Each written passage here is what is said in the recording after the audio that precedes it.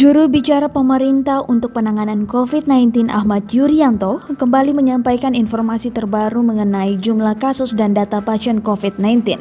Menurut Yuryanto, masih terjadi penularan virus corona di masyarakat yang menyebabkan kasus COVID-19 di Indonesia terus bertambah.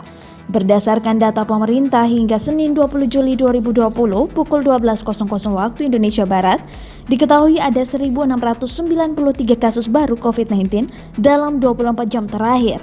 Penambahan itu menyebabkan kini ada 88.214 kasus COVID-19 di tanah air, terhitung sejak pengumuman pasien pertama pada 2 Maret 2020.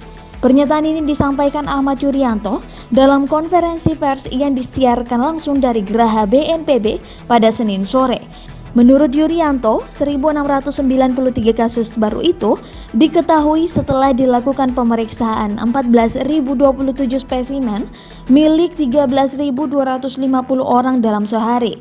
Terkait penyebaran, data memperlihatkan bahwa ada 5 provinsi yang mencatat lebih dari 100 kasus baru dalam sehari. Terbanyak ada di DKI Jakarta dengan 361 kasus baru, kemudian Jawa Tengah mencatatkan 354 kasus baru, berikutnya ada Jawa Timur dengan 237 kasus baru, Sulawesi Selatan dengan 125 kasus baru dan Gorontalo dengan 105 kasus baru.